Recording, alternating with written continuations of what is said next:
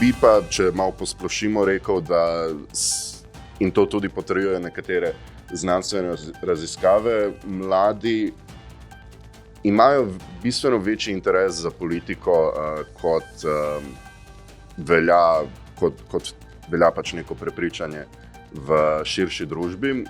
Če rečeš, vsi so isti, to je samo zavračanje odgovornosti, ki jo imaš kot državljan, da pač spremljaš, kaj se dogaja v družbi. Imamo politično klaso, ki je odtujena od navadnih ljudi in se spomni, da bi malo šli okrog pogledati, kaj se dogaja v Sloveniji, v najboljšem primeru 1-2 meseca pred volitvami.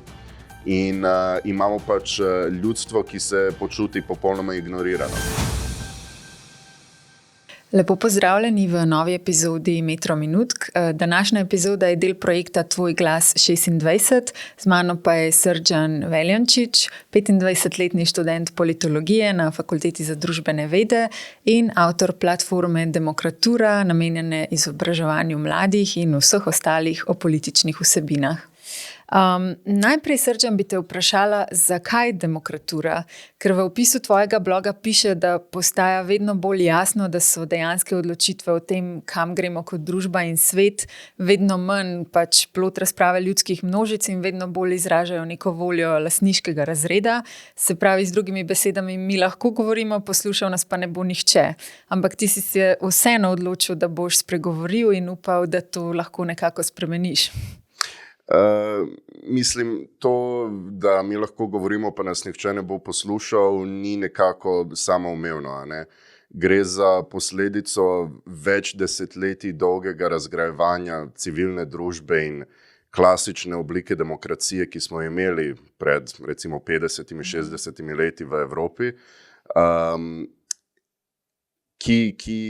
ki se je postopoma razgradila zaradi modernizacije, globalizacije, digitalizacije, tako da smo mi zdaj kot državljani nekako pač neki mali atomčki, ki razpršeno letijo okoli v vesolju, včasih trčijo drug ob drugega, včasih grejo mimo, ni pa več te trde organizirane oblike političnega delovanja, ki smo jo imeli v 20. stoletju in ki je bila temelj takratnih liberalnih demokracij. Kot posledica tega danes dejansko odločanje o političnih usmeritvah držav in celotnega sveta, konec koncev, je zato omejeno na en pač zelo mehen, ne bi lih hotel reči vladarski razred, ampak vladarsko-upravljalski razred.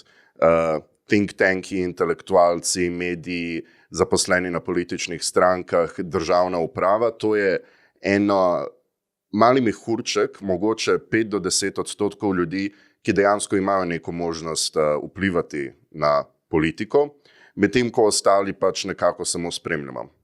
En del te uganke, po mojem, je tudi preprosta neinformiranost in dezinformiranost navadnih ljudi o družbi in svetu, v katerem živijo, in to je tudi eden od razlogov, zakaj sem sploh ustanovil pač to platformo, kot ste jo zelo skoraj pohvalno poimenovala, Demokratura. Ja, sva rekla, da se tikava. Ja, rekla sem pač platforma v narekovajih, ker si sam v bistvu se bolj poimenoval kot v bistvu socialna omrežja, ne? Ker primarno je tvoja dejavnost na TikToku pa na Instagramu, ob tem sicer pišeš še blog, ne? Ampak vsi vemo, da danes so pač največjo maso sledilcev lahko pridobiš ravno na teh omrežjih, ki sem jih omenila. Ampak zdaj me pa zanima v bistvu ta razgradnja, ki jo omenjaš, se po tvojem v bistvu to začelo dogajati zaradi tega, ker smo v pozni fazi kapitalizma, zaradi lažnih novic, zaradi socialnih medijev, vsega naštetega?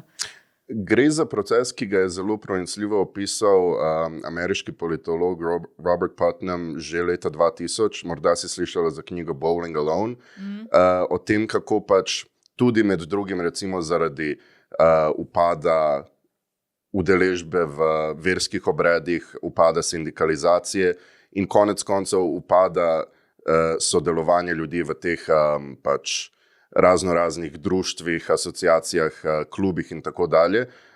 Preprosto ta pač te zelo globoko in gosto zvezane mreže med ljudmi, ki so nekoč obstajale, med sosedi, med sodelavci, med sošolci, ki jih danes morda recimo vidimo v Facebook skupinah, kot je JLA, Skopje generacija 75, danes ne obstajajo. Danes, če bi mi imeli naborništvo, se nikomu ne bi padlo na pamet, da 25 let potem gre na Facebook in išče svoje pač tovariše, soborce, ne vem, kako so jim jih takrat rekli.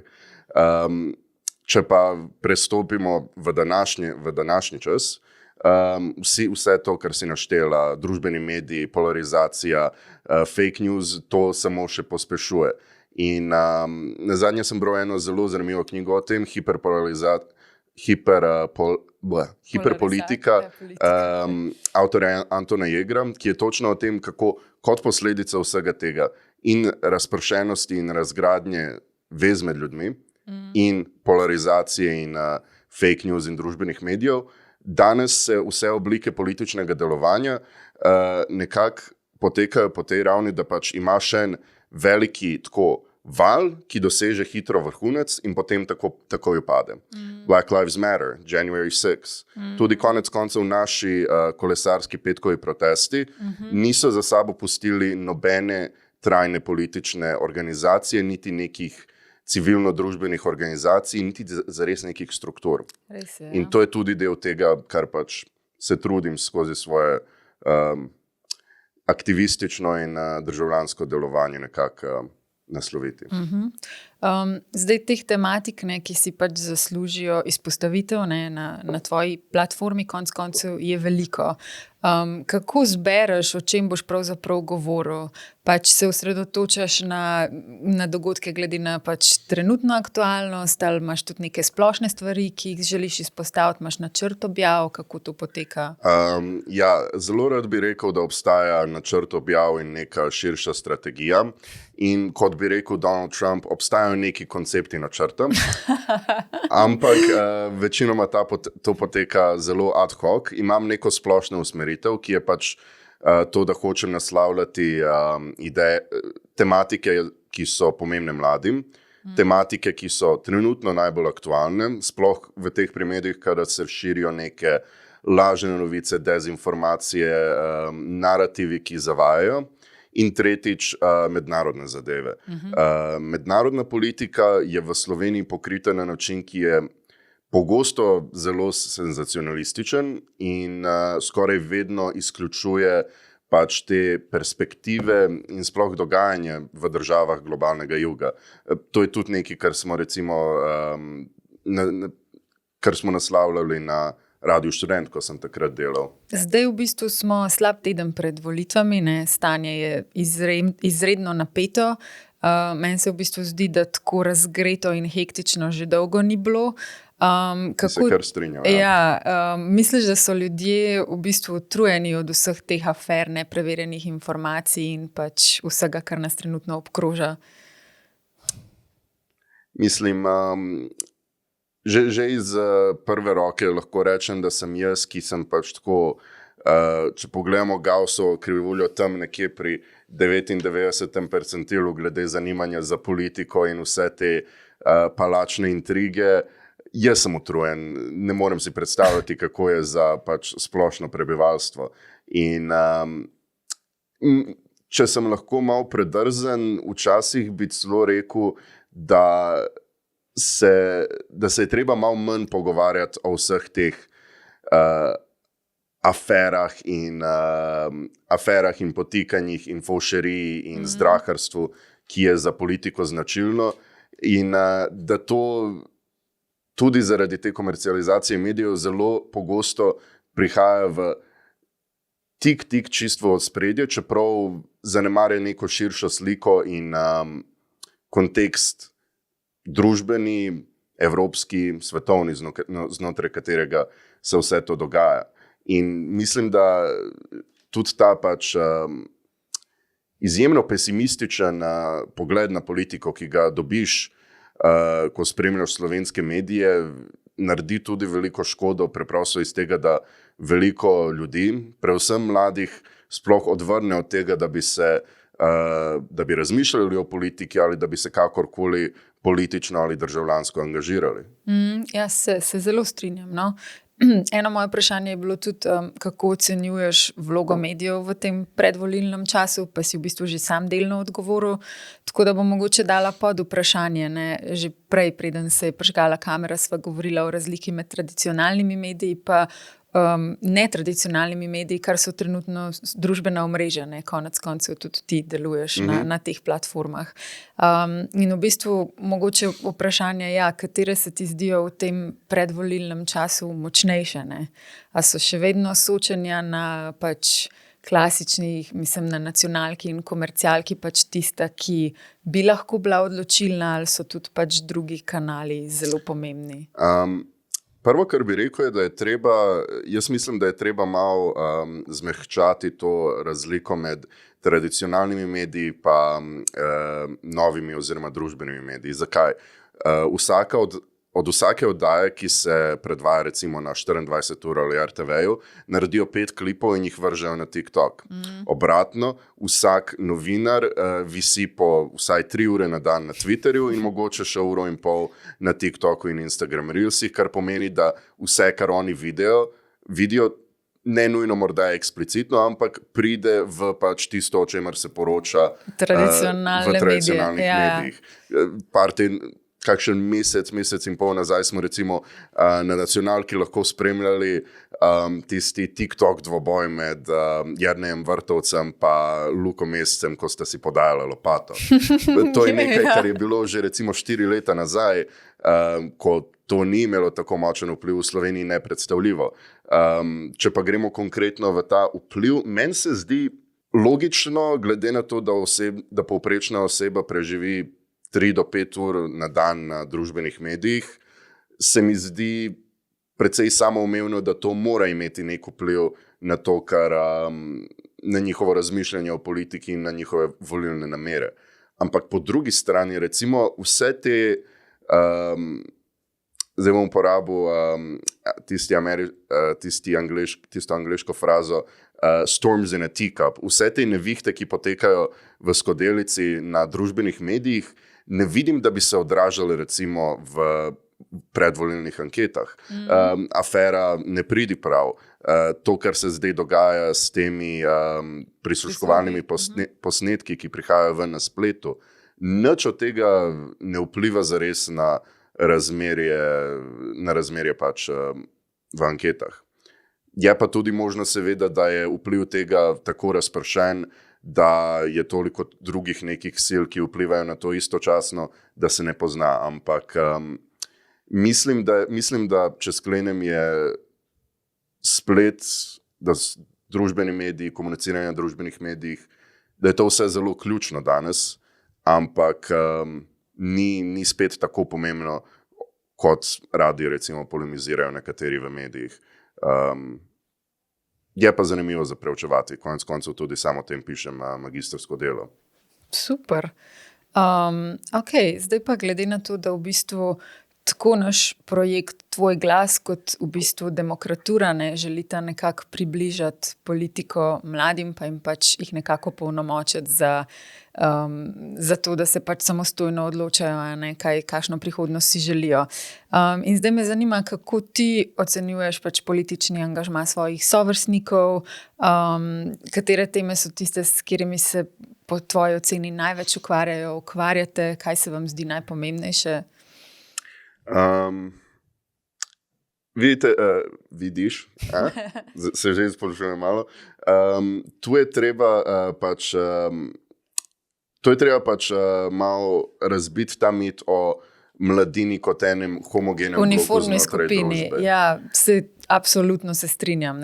Ker to, kar prizadeva in skrbi moje vrstnike, se pravi urbane, visoko izobražene, ljudi z visokim kapitalom, ki praviloma podpirajo leve in levosredinske politike, ne bo isto kot tisto, kar skrbi nekoga, ki živi v ruralnih območjih, ki ima srednjošolsko izobrazbo, ki vsak teden hodi v cerkev namesto na Metelkovo, take stvari. Bi pa, če malo posplošimo, rekel, da in to tudi potrjujejo nekatere znanstvene raziskave, mladi imajo bistveno večji interes za politiko, kot velja pač neko prepričanje v širši družbi. In problem je predvsem v tem, da nimajo znanja, orodij, niti priložnosti, da se politično oziroma družbeno angažirajo. Obstajajo neki zametki tega pri temah, ki so res najbolj pereče za mlade, kot je recimo stanovanjska problematika, ker je nekaj, kar prizadeva vse, ne samo pač eno ali drugo skupino, kot je skrb o vojni, kar lahko tudi malo razširimo na celoten kaos, ki ga imamo danes v mednarodni politiki. Absolutno. Zdravstveni sistem. To so neke te teme, ki mlade skrbijo, ampak ne politične stranke, ne civilno-družbene organizacije, ne politična, ne strankarska gibanja niso našla načina, da bi mlade vključili v te procese z enimi parimi izjemami. Društvo Nova smer, od Zale Klopčič, moje konkurentke s TikTokom,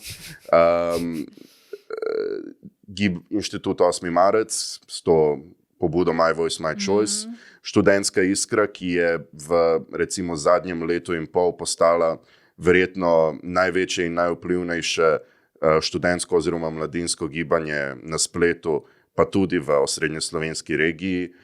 Tudi, če zavrtimo čas 5 ur nazaj, Mladi za podnebno pravičnost. Absolutno. Torej, obstajajo pač neki indici, da mladi hočejo sodelovati, ampak preprosto večina sploh nima priložnosti, da pride do tega.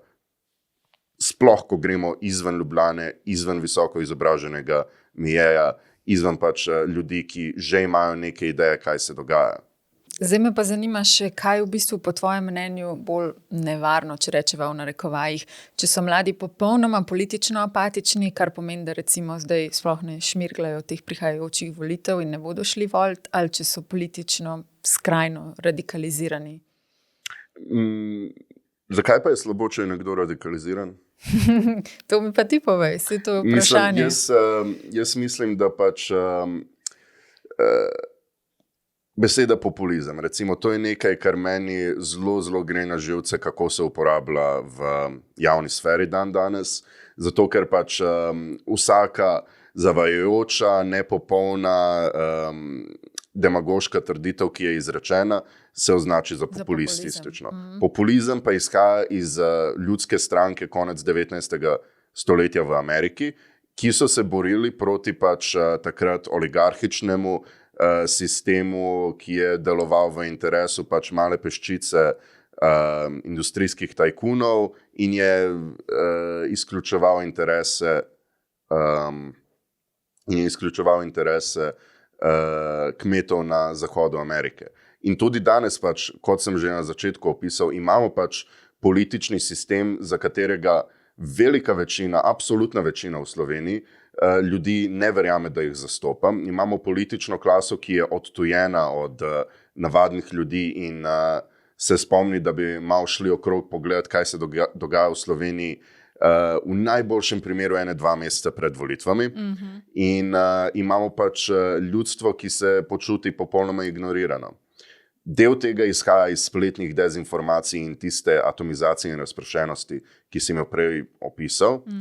Ampak del tega preprosto tudi pomeni, da imamo politične vodje, ki nimajo zares neke vizije in ki se zadovoljujejo s tem, da upravljajo z družbo tako, kot približno je in si mogoče po koncu mandata nekje zagotovijo kakšen golden parachute ali pa lepo pozicijo v kakšnem državnem podjetju.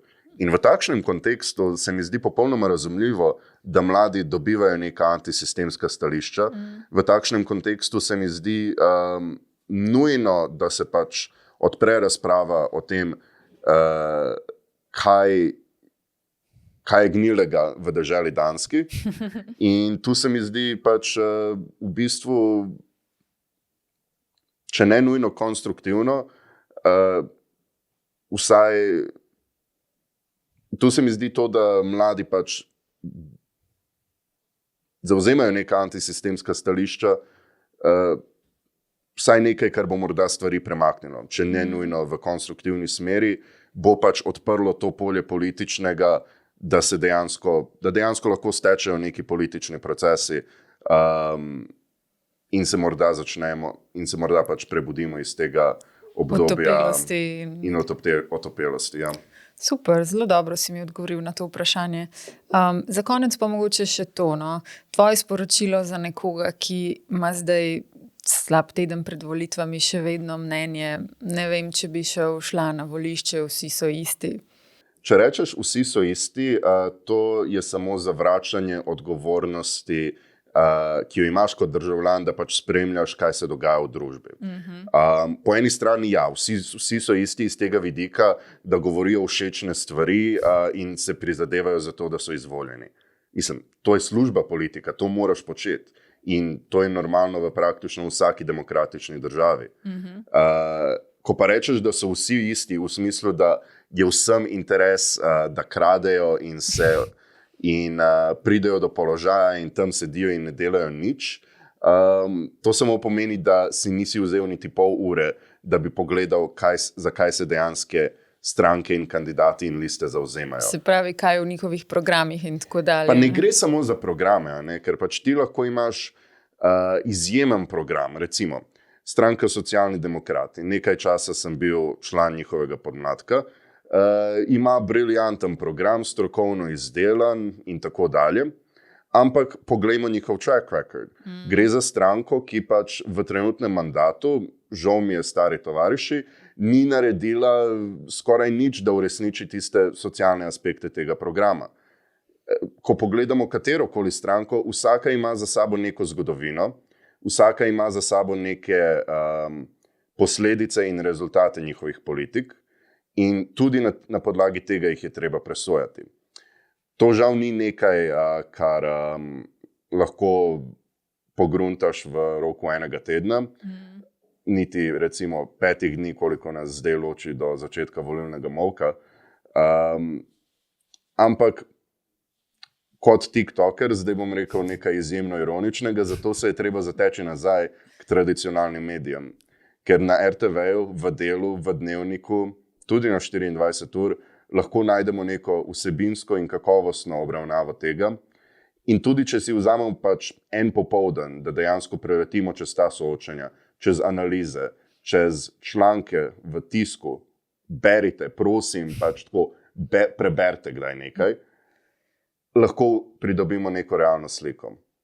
Tudi, če nimaš časa za to, je obstaja ena zelo lepa spletna stran volilnikompas.si, ki ti približno pove, katera stranka se najbolj ujema s tvojimi stališči in potem boš kolikor toliko opolnomočen, da dejansko lahko greš voliti. Zakaj bi pa šel voliti, če se ti ne da? Morda bi 3 razloge naštel. Prvič, volišče je načeloma, itak ti vzame 5 do 30 minut, saj so volišča v večini krajev blizu tvojega pač stanovanja oziroma hiše. Drugič, s tem si pridobiš pravico, da se naslednje 4 leta pritožuješ. Ker če nisi volil, nimaš pravice do pritoževanja. In tretjič je zastonj, a ne? Ja. In vse, kar je zastonj, mora biti fajn. Takih argumentov pa že nisem slišala, ampak upam, da boš koga prepričal. Pa če ne, morda bom vsaj koga nasmejal.